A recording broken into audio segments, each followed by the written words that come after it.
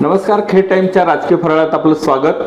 तुम्हाला म्हटल्याप्रमाणे आज दिवसभरातल्या घडामोडी आपण राजकीय फराळात देणार आहोत. विशेष म्हणजे महायुती आणि महाविकास आघाडी ज्या सभेकडं या दोन्ही महायुती आणि महाविकास आघाडीचं लक्ष लागलं होतं आणि त्याच्या घटक पक्षांचं ज्या सभेकडं खरं तर महत्त्वाचा राजकीय घडामोड घडणार होती, ती घडामोड आज घडली. दिवसभरात संध्याकाळी बाजार समितीच्या मैदानावर अतुल देशमुख यांची सभा झाली. या सभेला साधारणपणे 20 ते 25 हजारामध्ये लोक उपस्थित होती. पोलिसांच्या आकडेवारीनुसार साधारणपणे 22,000 त्यांनी अंदाज वर्तवलाय. हे सगळं बघता त्यांच्या भाषणाचे 5 मुद्दे आपण जर प्रामुख्याने त्याच्यावर चर्चा करायची झाली तर अतुल देशमुखांनी विधानसभा लढवण्याचा निर्धार केला आहे. याशिवाय दिलीप मोहिते आणि सातकर गटाचं पक्षामध्ये अंतर्गत कसं साठवलट आहे, एकमेकांना कसं मदत केली जाते हे त्यांनी अधोरेखित करून दिलंय. विशेष म्हणजे 2014 मध्ये आढळराव पाटलांनी विधानसभेची उमेदवारी देण्यास कसा अटकाव केला तेही त्यांनी त्यांच्या भाषणातून नमूद केलंय.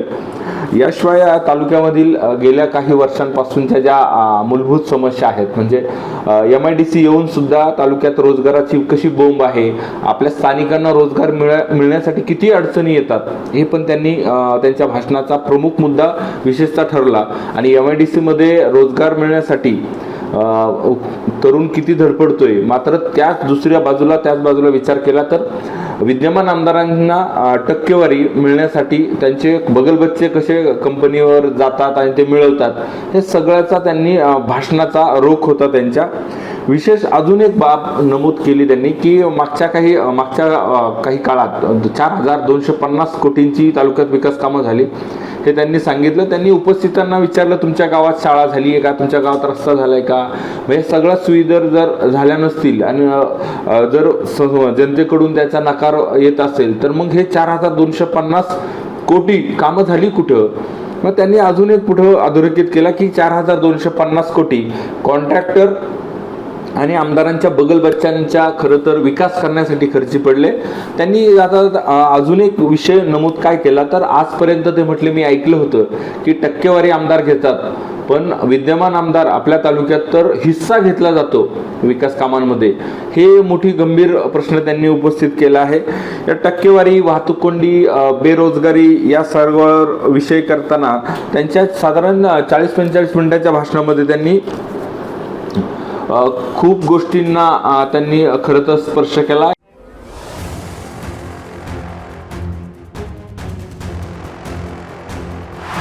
त्यांनी सुरुवातीला भाषणासाठी उठले, त्यांनी उपस्थितांना खरं तर गुडघे टेकून नतमस्तक होऊन त्यांना सर्वांना हे केलं. पहिली 5 मिनिटं त्यांनी साधारणपणे तालुक्याची माहिती, भौगोलिक माहिती आणि धार्मिक तिकडे तालुका कसा, सांप्रदायिक वारसा कसा आहे तालुक्याला, हे सांगण्याचा त्यांचा प्रयत्न होता. त्यानंतर त्यांनी सुरुवात किती प्रभावीपणे केली. त्यांनी सांगितलं, माजी आमदार ॲडव्होकेट राम कांडगे यांच्या काळात MIDC तासकमान धरणाचे त्या काळात झाले. त्यानंतर नारायण पवार, माजी आमदार नारायण पवारांच्या काळात देखील खरं तर खूप सुजलम सुफलम तालुका झाला. ह्या 2 मुद्दे करताना त्यांनी खरं तर नारायण पवार गटाला देखील त्यांनी खुश करण्याचा यातून त्यांनी प्रयत्न केलाय. त्यानंतर ॲडव्होकेट राम कांडगे यांना मानणारा जो तालुक्यातला वर्ग आहे, मतदार आहे, त्यांनाही या मुद्द्यामुळे खरं तर आणखीन उजाळा मिळाला आहे.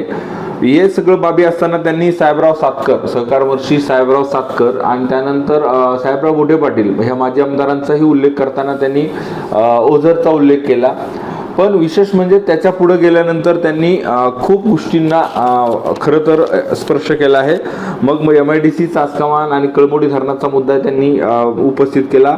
म्हणजे 20 वर्षांपूर्वी झालेला शाश्वत विकास आज गेल्या 20 वर्षात कुठं गेला, हा प्रश्न त्यांनी उपस्थित केला. मग यामध्ये बोलताना त्यांनी खरं तर शरद पवार, त्यानंतर विलासराव देशमुख यांच्या काळात जो तालुक्याला जो निधी मिळाला, जो विकास झाला, तो त्यानंतर कुणाला दिसला नाही, हे त्यांना सांगायचं होतं. त्यानंतर त्यांनी कळमोडीचा पाणी प्रश्न उपस्थित केला. कळमोडी धरणाचा पूर्वपट्टा म्हणजे गेल्या 20 वर्षापासून तुम्ही जर तालुक्याचं प्रतिनिधित्व करत असाल तर पूर्वपट्टा अजून तहानलेला कसा, हा मुद्दाही त्यांनी उपस्थित केला. MIDC आली मात्र रोजगार आला नाही, या बाबीही त्यांनी खरं तर बिंबवण्याचा प्रयत्न केला उपस्थितांवर. त्यानंतर MIDC मध्ये त्यांनी मग रोजगाराचा प्रश्न केला. त्यानंतर विद्यमान आमदारांचे कसे बगलबच्चे, हे सगळं त्यांचा अजून एक भाषणामध्ये, संपूर्ण भाषणामध्ये त्यांनी आमदार दिलीप मोहितेंचं नाव घेतलं नाही. विद्यमान आमदारांवर त्यांचा शब्द होता. त्यांनी दिलीप मोहिते हा नामोल्लेखही केला नाही. कदाचित त्यांचा म्हणण्याचा काय अर्थ असेल आयडिया नाही. त्यांनी अजून एक हे सांगितलं, गेल्या काही काळात काही गट तट असे प्रगल्भ झालेत की आम्ही म्हणेल तोच आमदार, आम्ही म्हणेल तोच पुढारी, आम्ही म्हणेल तोच पुढे नेतृत्व करणार, हे काहीतरी त्यांनी लागेबांध ठेवले. आणि आम्ही म्हणजे ते सगळं, आणि माझ्यासारख्या सर्वसामान्य कुटुंबातील व्यक्तीला पुढे जाण्यासाठी हा गट किती अटकाव करतो हे त्यांनी दाखवून दिलं. आता हे सगळं सांगताना त्यांचा आपसूक त्यांची नजर होती खरं तर सातकर गटाकडे होती, आणि सातकर गटाला त्यांनी नाव न घेता त्यांनी हा बाण त्यांच्या दिशेने सोडलेला आहे. याशिवाय त्यांनी राजकारण किती खालच्या पातळीवर जातं, 2014 मध्ये त्यांनी विधानसभेसाठी ते इच्छुक आहेत, आणि तेव्हापासून त्यांनी कसं त्यांना अटकाव केला जातो. मग त्यांनी आढराव पाटलांचाही माजी खासदार आढराव पाटलांवरही त्यांनी खरं तर हे बोर्ड दाखवलं. शिवसेनेचं तिकीट न मिळून देण्यासाठी आढरावांचा रोल खूप मोठा राहिला. त्यानंतर त्यांनी सांगितलं मग मी खरं तर भाजपमध्ये गेलो. भाजपमध्ये तत्कालीन पालकमंत्री गिरीश बापटांची त्यांना जी झालेली मदत आहे ते त्यांनी उल्लेख केला. अधोरेखित करण्याबाबतमध्ये आढराव पाटलांनी जे विमानतळ आढराव पाटलांना टार्गेट केलं जातं की आढराव पाटलांमुळे विरोध केला, विमानतळाला विरोध केल्यामुळे गेलं. पण दुसऱ्या बाजूला त्यांनी उल्लेख करताना आमदार दिलीप मोहितेंनी तरी कधी विमानतळ व्हावं यासाठी खरं आंदोलन केलं, हाही त्यांनी मुद्दा उपस्थित केला होता. शिवाय उरण पनवेल रस्त्याचाही मुद्दा उपस्थित केला, आणि शाश्वत विकास कुठे आहे या सगळ्या उपस्थितांना त्यांनी प्रश्न विचारला आहे. त्यांनी अजून जाता अजून एक सांगितलं की मला खरं तर कष्टकरी, वारकरी, शेतकरी, वंचित, पीडित त्यांसाठी मला काम करायचे, आणि त्यासाठी मी खरं तर ही सगळी धडपड करतोय. रस्त्यावरची वाहतूक कोंडी, त्यानंतर बेरोजगारी, याशिवाय विशेष म्हणजे ते सांगतात, विद्यमान आमदार भाषणातून सांगतात मी 4,250 कोटीची कामं तालुक्यात केली आहे. मग आता 4,500 कोटीची कामं दिसतात का? त्यांनी उपस्थितांपुढे प्रश्न उपस्थित केला. मग त्यांनी त्या 4,250 कोटींचं थोडक्यात सांगण्याचा प्रयत्न केला की ते प्रकर्षण सांगितले की तालुक्यात मी आजपर्यंत ऐकले की आमदारांना टक्केवारी पाहिजे असते, पण आपल्या तालुक्यात तर विकास कामांमध्ये हिस्सा दिला जातो. हा गंभीर आरोप अर्थातच आमदार दिलीप मोहिते यांच्यावर त्यांनी केला आहे.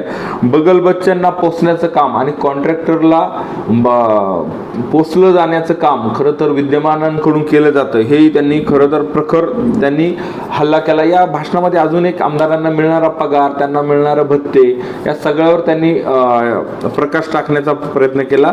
आणि MIDC मध्ये मलिदा लाटण्याचा प्रयोग लाटला जातोय विद्यमानांकडून, पण बेरोजगार तरुणांना नोकऱ्या देण्यासाठी त्यांची कुठलीही यंत्रणा कार्यरत नाही, हे त्यांना सांगायचं होतं.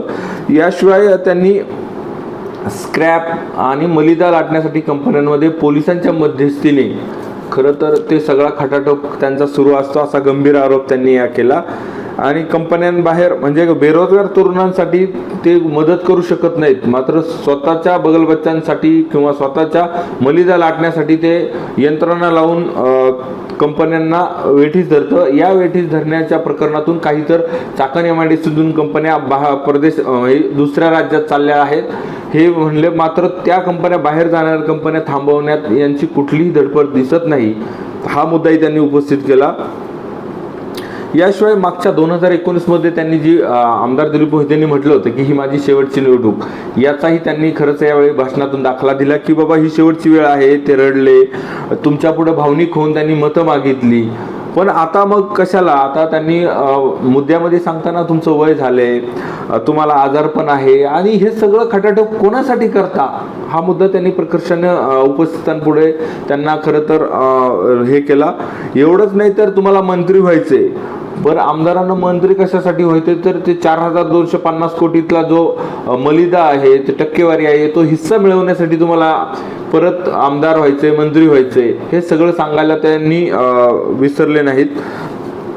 MIDCतील बेरोजगार तालुक्यातील म्हणजे त्यांनी एवढे अजून सांगितले की महिलांना लाडकी बहीण योजना सरकारनं आणली, पण आम्हाला लाडकी बहीण योजना नको आहे आमच्या बहिणींना, आम्हाला त्यांना स्वतःच्या हाताला काम द्या, त्या कामातून कष्टातून मिळालेले पैसे त्यांना हवेत. हे लाडक्या बहीण योजनेचे पैसे देऊन काही फायदा नाहीये, त्यांना हवे. एवढंच नाही तर मग छोट्या नेत्यांनी तिकिटाचा पण मुद्दा उपस्थित केला की माझ्या तिकिटासाठी काहींनी विरोध केला. मग छोट्या नेत्यांना घाबरले असतील की मी एकदा आमदार झाल्यावर पुन्हा हटणार नाही, मीच आमदार होणार, ह्या सगळे मुद्दे त्यांनी उपस्थित केल्यामुळे ते छोटे नेते घाबरले आणि त्यांनी जी शपथ जी झाली मरकळच्या मारुती मंदिरासमोर, तो शपथविधीचाही दाखला दिला की जेव्हा असं ठरलं होतं ज्यांना तिकीट मिळेल त्याचं काम करायचं, मग मला तिकीट मिळत असताना पण यांनी विरोध का केला, मग स्वतंत्र तिसरा उमेदवार उतरायचे का तुम्ही ठाण मांडलं, मनाची गाठ बांधली, कार्यकर्ते जमवले, हे छोट्या नेत्यांना मला घाबरले असे त्यांना सांगण्याचा प्रयत्न होता तिसरी आघाडी. आणि त्यांनी अजून एक संपूर्ण भाषणात त्यांनी म्हणजे आदरणीय शरदचंद्र पवार साहेब, सुप्रिया सुळे यांचा उल्लेख केला, कारण त्यांच्या रेटिंगमध्ये म्हटले माझं स्थान 1 नंबरचं होतं, त्यामुळं मी त्यांचेही आभार मानतो. एकंदरीत संपूर्ण भाषणात त्यांनी खरं तर शरद पवार यांना त्यांच्याबद्दल पूर्णतः त्यांनी त्यांना चांगलंच स्थान दिलं, कारण तालुक्याच्या विकासामध्ये शरद पवारांचं स्थान अनन्यसाधारण आहे. याशिवाय त्यांनी राष्ट्रवादीच्या कुठल्याही नेत्यावर शरसंधान केलं नाही. विशेष म्हणजे संपूर्ण त्यांची आजची सभा म्हणजे जे पोलिसांच्या अंदाजानुसार एक 22,000 लोक उपस्थित असतील असा पोलिसांचा अंदाज आहे.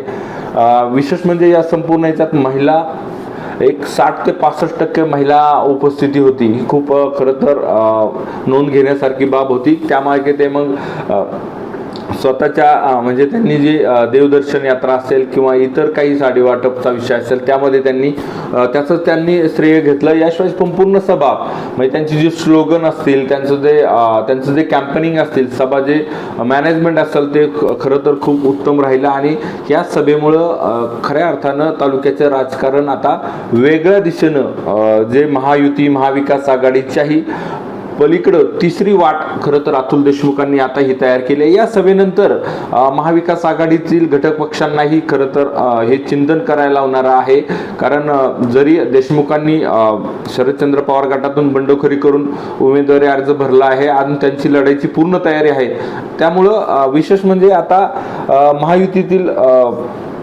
महायुतीला जसं देशमुखांची थोडी भीती राहणार आहे, तशी महाविकास आघाडीलाही त्यांच्या उमेदवारी त्यांच्या विधानसभा लढवण्यामुळं काही अंशी धक्कादायक दिसणार आहे. आणि पुढील काळात देशमुखांच्या या प्रमुख तिरंगी लढतीबरोबरच अन्य उमेदवारही असणार आहेत. त्यामुळं खेड तालुक्याची लढत ही साधारणपणे चौरंगी पंचरंगीच्या घरात जाऊन पोहोचणार आहे आणि खऱ्या अर्थानं विधानसभेच्या लढाईला देशमुखांच्या एंट्रीमुळे एक वेगळं वळण मिळणार हे मात्र नक्की. आजच्या राजकीय फराळात वेळ झाली इथं थांबण्याची. पुन्हा भेटू नवीन राजकीय फराळामध्ये. तोपर्यंत धन्यवाद.